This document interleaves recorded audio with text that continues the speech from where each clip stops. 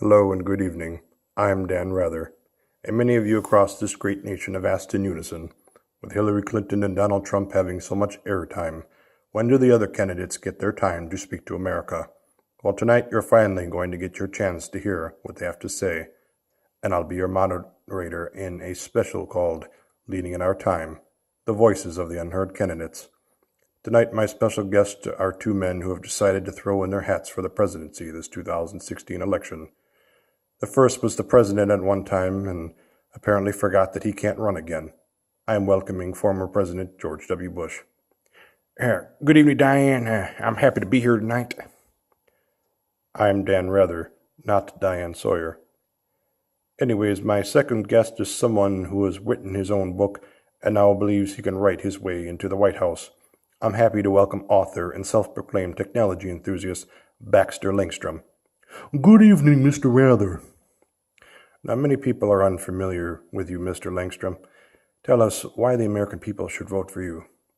Well, with all due respect, unlike my opponent, I'm a man well educated in a wide variety of subjects, including but not limited to financial matters on both the large and small scale.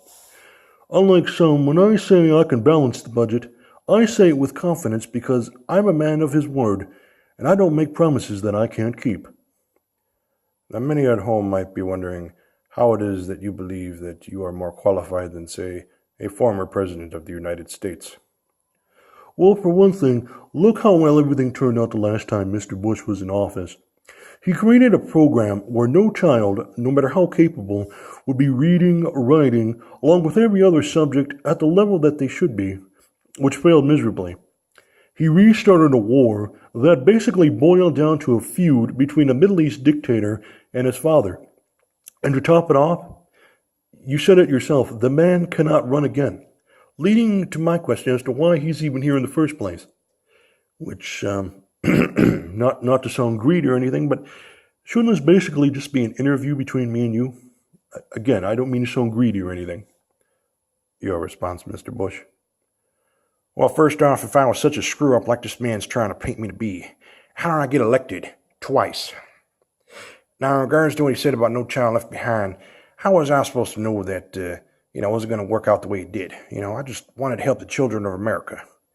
I'm not some, mumbo-jumbo man with a crystal ball granting people the wishes to make themselves, big and whatnot. Second, Al-Qaeda and other terrorist organizations are still a huge threat to the welfare of this country. And third, I believe I need a redo to show America what I can do. No more of this pay-to-play politics for this candidate. Now, many Americans feel that candidates focus too much on slamming their opponents during the road to presidency. Tell me, Mr. Langstrom, what is your plans when it comes to helping the American people? Well, as I stated earlier, I have a background in finance and other important matters that the American public is concerned with. Besides balancing the budget, another one of my specialties is in literature. As you've stated, I wrote my own book and plan on writing a few more in the future. Now, many youth these days don't find reading to be interesting or useful, and with technology being what it is today, you can simply just autocorrect everything, which is nice to have, but do you know in our schools, kids can spell words phonetically, and the teacher is fine with it?